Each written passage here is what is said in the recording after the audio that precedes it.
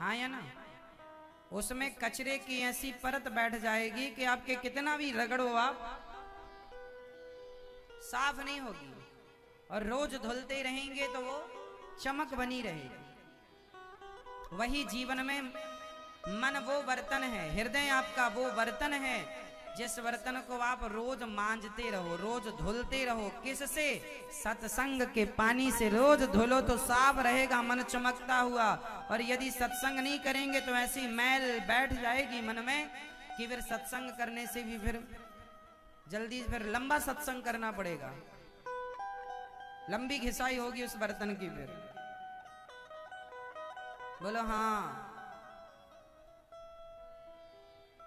इसलिए सत्संग रोज लो और अपने मन को धुलो।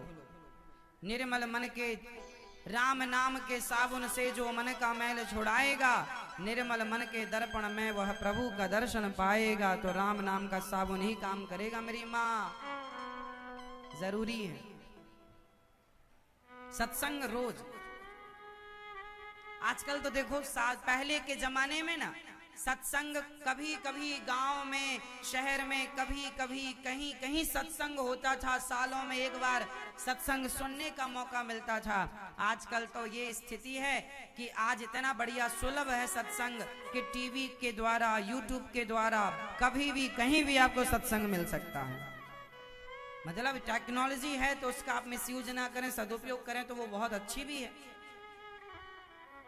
आप चलते फिरते भी कथाएं सुने। टीवी पर रोज कथा 1 बजे से आती है, संस्कार चैनल पर 4 बजे तक रोज देखो, वरना आप अपना मोबाइल उठाओ, यूट्यूब पर अनिरुद्धाचार्य टाइप करो,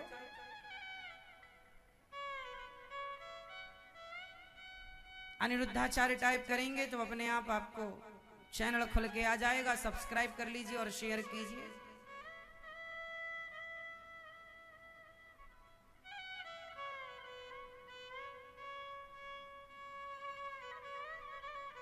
आज इस परिवार में 1,20,00,000 लोग पूरे हो गए। 1,20,31,728 लोगों का परिवार,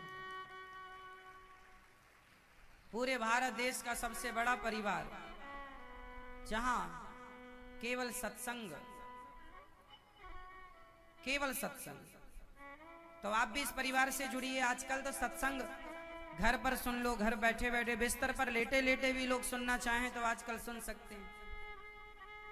गाड़ी चलाते चलाते भी चाहें तो आप सुन सकते हैं। मतलब साधन हो गए हैं तो उसका लाभ लीजिए। आप लोग मोबाइल तो चलाते ही हैं, दिन भर रील्स देखते हैं उल्टी सीधी, दिन भर फेसबुक व्हाट्सएप चलाते हैं, तो उससे अच्छा है कथा सुनो, ज्ञान मिलेगा, अच्छी चीज होगी। जुड़ो आप भी इस परिवार से।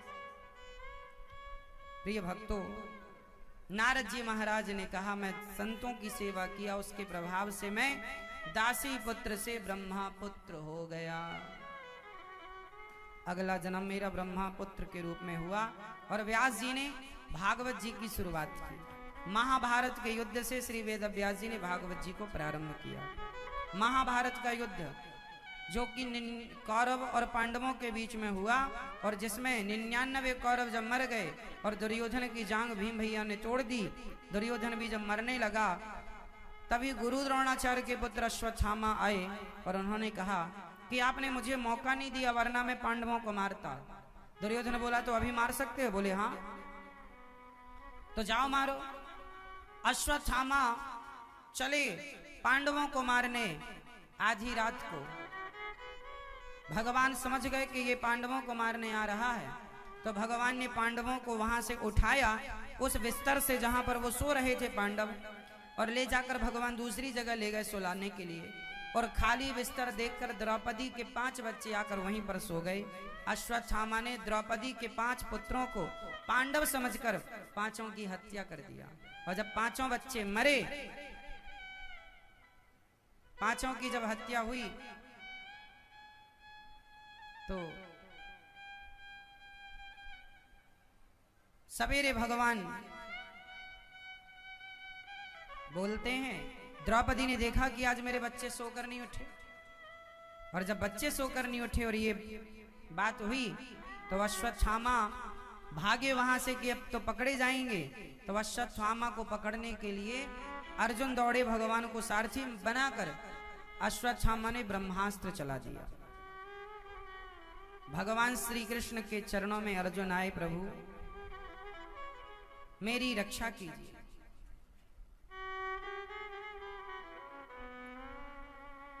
मेरी रक्षा कीजिए। इस अश्वत्थामा ने मुझे मारने के लिए ब्रह्मास्त्र चलाया।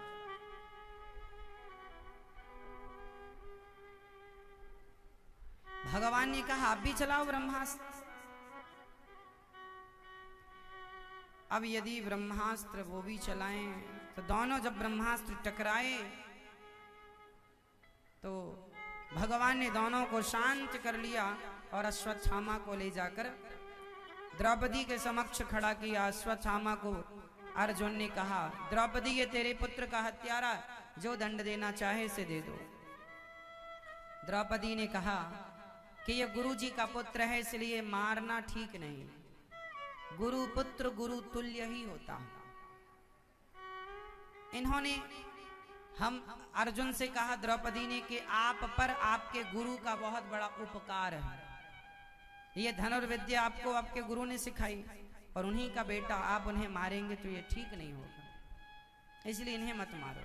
देखिए द्रौपदी के 5 बेटे मर गए, पर फिर भी वो न्याययुक्त बात कर रही हैं कि न्याय क्या है। जीवन में कभी ना धर्म नहीं छोड़ना चाहिए। फिर मैं बात रिपीट करूं आपको। द्रौपदी के 5 पुत्रों को मार दिया अश्वत्थामा ने, पर द्रौपदी ने इसलिए नहीं मारा कि अर्जुन आपको धनुष बाण पकड़ना इनके पिता ने सिखाया है, और जिन गुरु द्रोणाचार्य से आपने इतनी विद्या पाई, क्या आप कभी उनका ऋण चुका सकते हैं? क्या गुरु का ऋण कभी चुकता है? नहीं। और आप उनके पुत्र को मार देंगे तो उनकी आत्मा बड़ी दुखी होगी कि जिस अर्जुन को मैंने धनुष बाण पकड़ना सिखाया, उस अर्जुन ने मेरे पुत्र की हत्या कर दी। इसलिए गुरु पुत्र गुरु तुल्य है, ये भी तुम्हारे गुरु जैसे हैं, इसे मारो मत। अपराधी है तो कोई और दंड दो। तो बोले क्या दंड दें? तो बोले अपमान। यदि आप किसी को मार नहीं सकते तो ब्राह्मण को कभी ब्रह्म बंधुर न हंतव्य वा तताई वधारणा, ब्राह्मण को कभी नहीं मारना चाहिए, गुरु को नहीं मारना चाहिए। परंतु अब गलत भी किया है, दंड भी देना है, तो अपने से बड़ों का आप यदि अपमान कर देते हैं तो वो मार देने के बराबर होता है। इसलिए अश्वत्थामा का अपमान कर दो और उसके सिर की मणि छीन लो। तो सिर से मणि छीन ली, मणि निकाल ली और अश्वत्थामा को नगर से धक्के मारकर निकाल दिया। तो अपमान ही मृत्यु दंड के बराबर है। तो अपमानित किया। फिर द्रौपदी ना, देखो एक माँ है, और माँ किसे कहते हैं? आप बताओ, माँ किसे कहते हैं? मैया आप बताओ, माँ किसे कहते हैं? जो बच्चे पैदा जिनके हो गए वो माँ?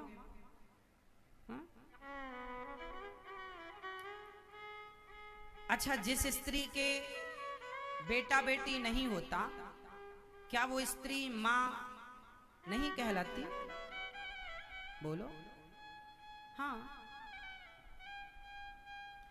बच्चे पैदा करने से ही स्त्री माँ नहीं होती। जिसके अंदर ममता है, जिसके अंदर करुणा है, जो करुणा की नजर से संसार को अपने पुत्र के रूप में देखती है। माता लक्ष्मी के कौन बेटा है? माता लक्ष्मी के बेटा कौन है? अरे वो किसी ने कहा भगवान नारायण के तो कोई बेटा ही नहीं है, कोई लक्ष्मी जी के तो कोई पुत्र